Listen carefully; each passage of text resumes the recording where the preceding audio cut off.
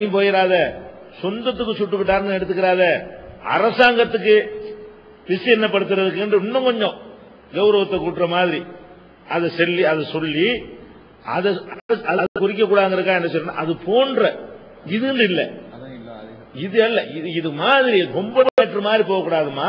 ஏதோ ஒண்ணு செஞ்சிருக்கிறாரு, அது எப்படிப்பட்டதா இருக்கும் என்றால் இதுவா இருக்கும் நான் சொல்லவே இல்லை. இது போன்ற ஒரு தவறை செய்திருக்கலாம், அதுவும் கூடும். அதான் இது போன்ற தவறு செய்தார்னு சொல்லாம போன்றன்னு ஒண்ணு நான் சேர்த்திருக்கிறேன். அந்த வாசகத்தை படிங்களேன். பாருங்க, மன்னராக இருந்ததுனால அரண்மனையோட சொந்தத்துக்கு நான் கொண்டு வர்றேன். அந்த சம்பவத்தை அந்த விளக்கம் கொடுக்காம நீங்க விட்டா ஒரு சிந்திக்கிறான், அவனா சிந்திக்கிறான், என்ன 199 இவரு அபகரிச்சார யாருக்கு சொத்தையும் அதான விளங்குவான். இது இருந்தால் நீங்க டேமேஜ் சொல்றீங்க, நான் சொல்றேன் இல்லாட்டி அவரை ரொம்ப டேமேஜ் பண்ணும். இந்த நான் கவுண்டர் கொடுக்காம வச்சிருந்தா அந்த வசனத்தை மட்டும் ஒருவனை சிந்திக்க விட்டால், அவன் சுயமா ஒருத்தனை சிந்திக்க விட்டால் இவ்வளவு மோசமா விளங்குவான். என்ன விளங்குவான்னா, இவர் இன்னொருத்தன் ஆசைப்பட்டிருக்கிறாரு, நான் என்ன செய்யறேன்னா மன்னராக இருக்கிறாரு, அப்ப அரண்மனையை விஸ்தீர்ணப்படுத்துவது அது நாட்டுக்கு தேவை, கவர்மெண்டுடைய ஒரு டெவலப்மெண்ட், அரசுடைய டெவலப்மெண்ட்டுக்காக வேண்டி அரசாங்கம் கையகப்படுத்துவாங்க, எல்லா நாட்டிலும் உள்ளதுதானே.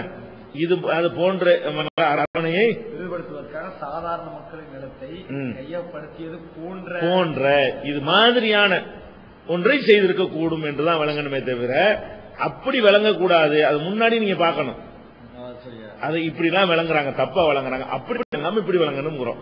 இது இருந்தால் அவங்களை கரெக்டா விளங்குறதுக்கு வழிகாட்டும். இது இல்லைன்னு சொன்னா தாவூது நபி ரொம்ப டேமேஜ் பண்ற மாதிரி வரும் நம்ம நினைக்கிறோம். டேமேஜ் பண்ணுவது இது இல்லாட்டி தான் டேமேஜ் அதிகம் நமக்கு படுது, இல்ல நம்ம எடுத்துருவோம். இது டேமேஜ் நாங்க இது டேமேஜ் பண்ணுமா, இது இல்லாட்டி அவனை சுயமா சிந்திக்க விட்டா டேமேஜ் பண்ணுவோம். கம்பேர் பண்ண கூட அதான் டேமேஜ் பண்ணுவோம். ஆனாலும் இப்படி பெரும்பாலான இன்றைக்கு அண்டையிட சிச்சுவேஷன் இல்லாம நீங்க சொல்ற மாதிரி இப்படியான விவாதங்கள் இருக்கிறாங்க நிறைய. இன்றைக்கு தௌஹீத் என்றவங்க கூடுதல் அவங்களோட தர்ஜமா பண்றாங்க. இப்போ நீங்க சொல்லும் வரைக்கும் இப்படி ஒரு சம்பவம் இருக்கிற நம்மளுக்கு தெரியாது. இந்த அளவுக்கு தௌஹீத் வட்டம் வளர்ந்துச்சு, 100% தௌஹீத் வட்டம் வளர்ந்தது.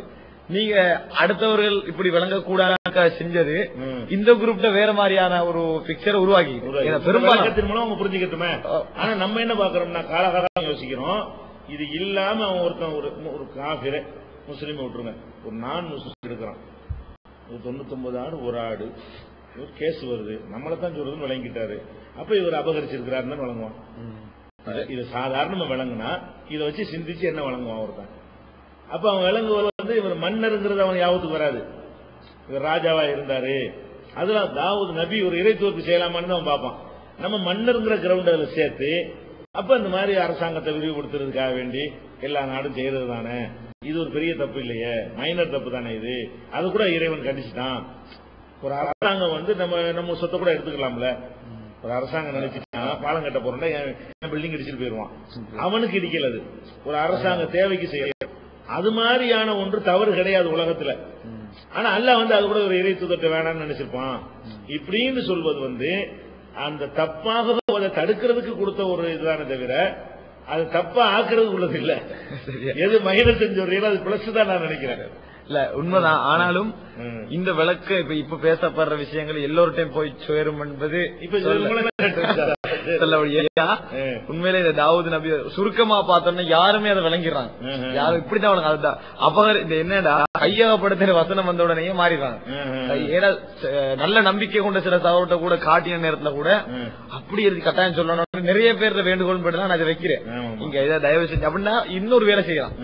நீங்க இந்த காரணத்தோட சேர்த்து அடுத்த எடிஷன்ல இப்படி ஒரு காரணத்தை விரிவா சொல்லி இந்த வார்த்தை பிரயோகங்களை கொஞ்சம் வேற சேஞ்சான வேற ஒரு உதாரணம் கேள்வி மூலமா சொன்ன விளக்கங்களையும் சேர்த்து சொல்லலாம். சேர்த்து அந்த கவுண்டர் இல்லன்னா வேற மாதிரி அந்த கவுண்டர் கொஞ்சம் ஏன் அதை சொன்னோம் ஏன் சொன்னோன்றது மத்த இந்த அரண்மனை எடுத்துக்கெல்லாம் சொந்த அரண்மனை தான் வழங்கிக்கிறாங்க. அப்படி வழங்கிக்கிறாங்க. அப்படி அரசு அலுவலகம் அப்படி வழங்கல. அப்ப அதுகளையும் கொஞ்சம் அப்ப இந்த பிக்சரோட சொல்லக்குள்ள இதுதான காரணம்னு வழங்குவாங்க. இல்ல என்று சொன்னா இது வேற மாதிரி போய் டேமேஜ் பண்ண உண்டாக்கிறது. அதான் நம்ம வேண்டுகோள், வேற எதுவும் இல்ல. ஜஸாக்கல்லாஹ் ஹைரா. இதோட தர்ஜுமா சம்பந்தப்பட்ட கிட்டத்தட்ட 11 கேள்விகள் விளக்கம் இதுல முடியுது. இதுல இருந்து சில விஷயங்கள் உண்மையில பாடு இல்லாத இருக்கலாம். ஆனால் நீங்க என்ன கருத்துல இருக்கிறீங்க திட்ட தெளிவாக சொல்லப்படுது. சும்மா வீணான விஷயங்களை சொல்லக்கூடாது. மாற்று கருத்துல இருந்தா உறுதியா சொல்லணும். அதுல இல்லாம இதுல இல்லாத நடுவில் இருந்துடக்கூடாது என்பதை காட்டுது. ஆனா இதுல சொல்லப்பட்ட இதையுமே அக்கீதா ரீதியான எந்த மேட்டர் கிடையாது என்ற விஷயம் கொஞ்சம் உறுதியாக இதுல இப்ப அதாவது நாங்க தர்ஜுமா சம்பந்தமாக என்னென்ன விமர்சனங்களுக்கு அதை ரத்தின சுருக்கமா சுருக்கி விரிவாக நாங்க பார்த்தோம்.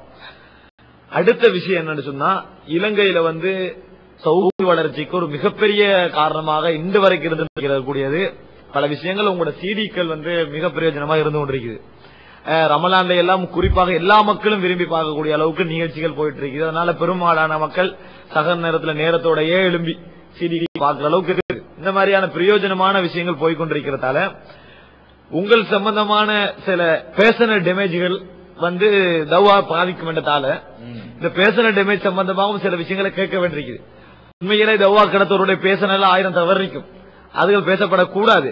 ஆனாலும் இது உங்கள்கிட்ட பகிரங்கமா சீரியல கேட்கப்பட வேண்டிய நிலைமை ஏன்னு சொன்னா, இலங்கையில இவைகள் உள்ளத்தை போய் அடையுது. அதுவும் குறிப்பாக இந்த ஹாமித் பக்ரி அவர்களுடைய மௌலை ஹாமித் பக்ரி அவருடைய பிரச்சனை கூடுதலாக டேமேஜ் ஆகி, ஏன்னா அவரது உங்களோட இருந்தவர், குறிப்பாக தவா விஷயங்களை உங்களோட இலங்கைக்கு கலந்து கொண்டவர்.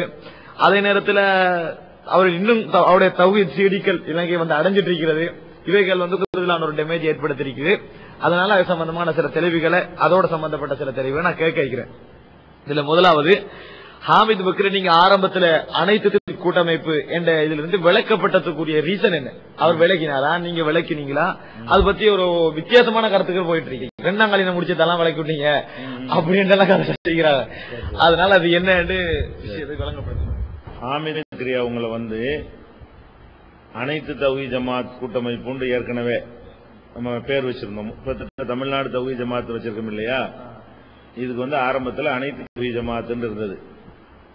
அதுக்கு மாநிலத்துக்கே அவரை நம்ம தலைவராக்கி அவர் தலைமை ஏற்று நம்ம கீழே செயலும்.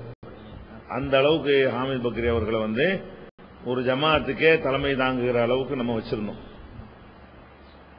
அப்ப ஒட்டுமொத்த மக்களும் அவருடைய தலைமை ஏற்றுக்கிற தௌஹீத் மக்களுக்கெல்லாம் அவர் தலைமை ஏற்றுக்கொண்டிருக்கிற அளவுக்கு நம்ம அது கீழே இருந்து பணியாற்றணும். எந்த விதமான ஈகோவோ எங்களுக்குள்ள எந்த விதமான பிரச்சனையும் கிடையாது.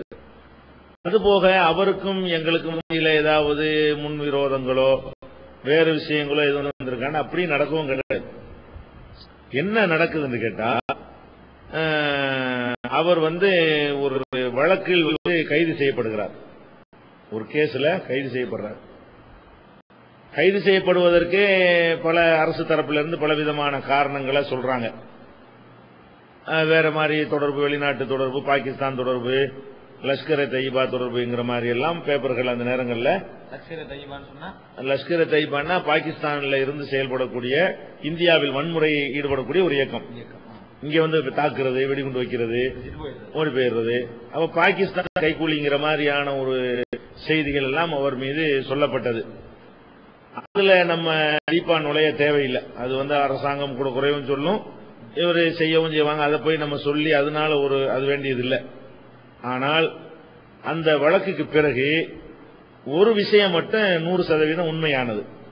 என்ன விஷயம் கேட்டா, இவர் இந்த ஜமாத்துக்கு தலைவராக இருக்கும் அந்த நேரத்தில் குற்றாலம் ஒரு ஊர் இருக்கிறது, அருவி குளிக்கிறதுக்காக டூரிஸ்ட் ஏரியா. அங்க என்ன செய்யறாருன்னா, ரகசியமாக ஒரு ஆலோசனை கூட்டம் நடத்துகிறார். இந்த ஜமாத்துக்கு தலைவரா இருக்கிறாரு, தௌஹீத் ஜமாத்துக்கு தலைவர், டோட்டல் மாநிலத்துக்கு தலைவரா இருக்கிறாரு. அங்க குற்றாலத்தில் போய் ரகசியமாக ஒரு ஆலோசனை நடத்துகிறார். அந்த ஆலோசனையில தௌஹீத் ஜமாத்தில் அவரோடு நகமும் சதையுமாக இருக்கக்கூடிய எங்கள் யாருக்கும் அது சொல்லப்படவே இல்லை. எனக்கு சொல்லல, ஷம்சுல் ஹாவுக்கு சொல்லல, எம்ஐ சுலைமான், எம்எஸ் சுலைமானுக்கு சொல்லல,